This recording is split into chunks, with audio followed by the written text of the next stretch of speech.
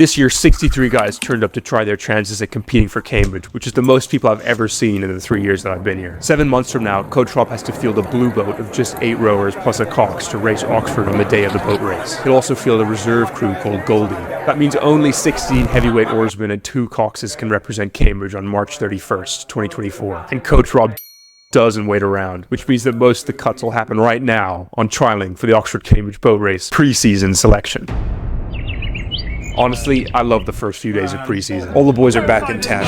We immediately hop into the Cambridge vans and drive out to Ely, where Rob will throw together 6-8s pretty much randomly and have them battle paddle. Oxbridge rowing is super unique in how the team is completely different each year. Out of the 40 heavyweight rowers, there's some young guys who are straight out of schoolboy rowing, some guys who are the cream of the crop of Cambridge college rowing.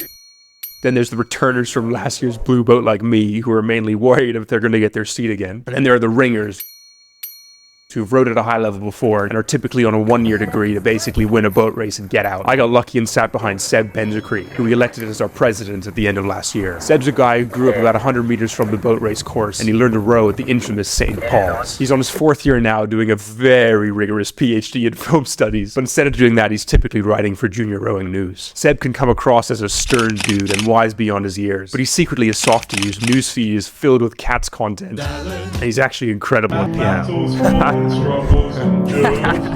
Honestly, Sebo's a fantastic choice for president. I definitely voted for him. Now, after 20 Ks of battle paddling, I'm starting to find shapes in his back hair. After Coach Rob is done scrutinizing everybody's rowing ability, we're back on campus in the Goldie Boathouse for the most important piece of selection at this stage, the 5K. The 5K test is the gold standard test for boat race training. If you're good, it takes around 16 or 17 minutes, and it's honestly so tough that even a cruel coach like Rob will only make us do it 3 times during the year. Honestly, you'd think I'd be used to the pressure at this point, but on 5K day, I am absolutely bricking it. The outsiders go first, which means I have to watch as 30 guys go through absolute hell, and then hop on the erg and do it straight after them. And yeah, 5K is hell.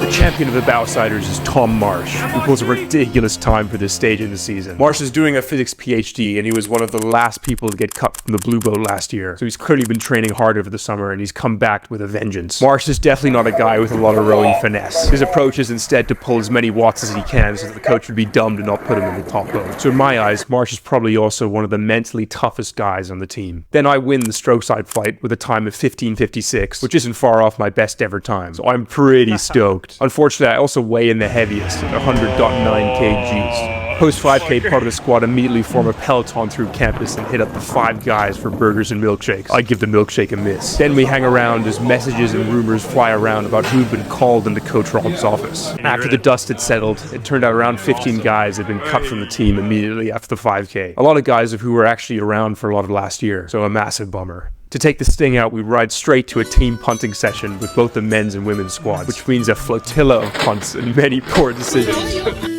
Go! Fortunately, I have to leave early to make an ophthalmology conference the following morning. Yes. Got it? And finally we get to the first swap of the year, which is Barbie themed, and the boys go all out. Let's go party.